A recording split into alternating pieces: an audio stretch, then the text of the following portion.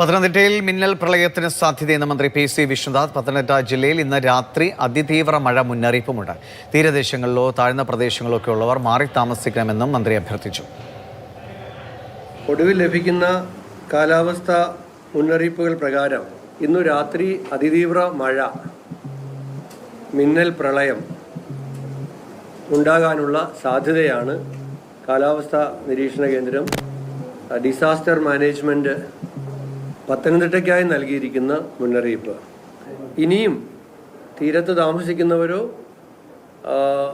താഴ്ന്ന പ്രദേശങ്ങളിൽ വെള്ളം എത്താൻ സാധ്യതയുള്ളതായിട്ടുള്ള സ്ഥലങ്ങളിൽ നിന്നും ജനങ്ങളെ മാറ്റി പാർപ്പിക്കാൻ തദ്ദേശ സ്വയംഭരണ സ്ഥാപനങ്ങളും അതുപോലെ ജനങ്ങൾ സ്വയവും തയ്യാറാകണം എന്ന് വിനീതമായിട്ട് അഭ്യർത്ഥിക്കുകയാണ്.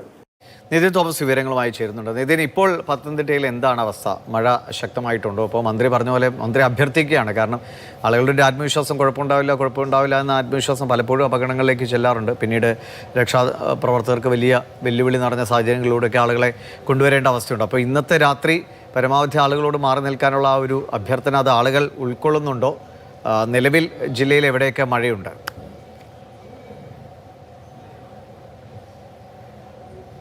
ിലും ഈ ആത്മവിശ്വാസമാണ് ഏറ്റവും കൂടുതൽ പ്രശ്നങ്ങൾക്ക് കാരണമായത് എന്ന് പറയേണ്ടി വരും. കാരണം ഈ ഇരുനില വീടുകൾ ഉള്ളവരൊക്കെ ഈ രണ്ടാമത്തെ നിലയിലേക്ക് കയറിയിരുന്നിട്ട് അവിടെ വെള്ളം കയറില്ല എന്നുള്ളൊരു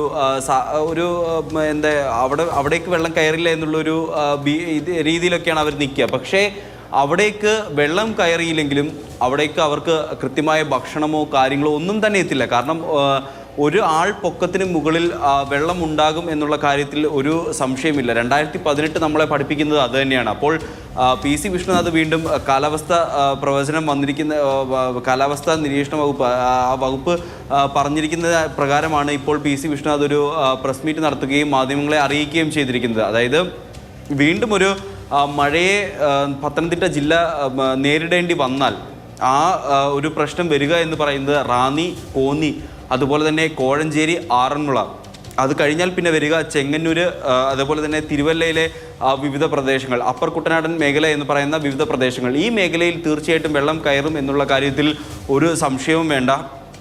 വീണ്ടും ഒരു മഴ പെയ്താൽ ഇപ്പോൾ കാലാവസ്ഥ വകുപ്പ് പ്രവചിക്കുന്നതെന്ന് പറഞ്ഞാൽ അടുത്ത 6 മണിക്കൂറിൽ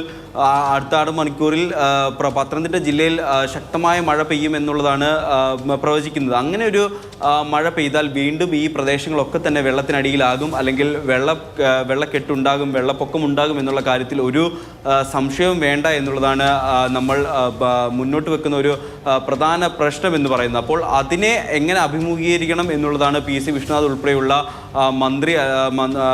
മന്ത്രിതല ചർച്ചകൾ നടന്നു. അതുപോലെ തന്നെ MLA-മാരുടെ യോഗങ്ങൾ നടന്നു. ആ യോഗങ്ങളിലൊക്കെ തന്നെ വന്നിരിക്കുന്ന ഒരു തീരുമാനം എന്ന് പറയുന്നത് ഇതിനെ എങ്ങനെ നേരിടണം എന്നുള്ളതാണ് പ്രധാനമായിട്ടും വരുന്നത്. ഇപ്പോൾ നമ്മളിന്ന് റാന്നി പോലെയുള്ള സ്ഥലങ്ങളിലേക്ക് നമ്മൾ കടന്നു ചെന്നു. ആ സ്ഥലങ്ങളിൽ കഴിഞ്ഞ 24 മണിക്കൂറിനുള്ളിൽ മഴ പെയ്തു, വെള്ളം കയറി, വെള്ളക്കെട്ട് രൂപപ്പെട്ടു, വെള്ളപ്പൊക്കം രൂപപ്പെട്ടു.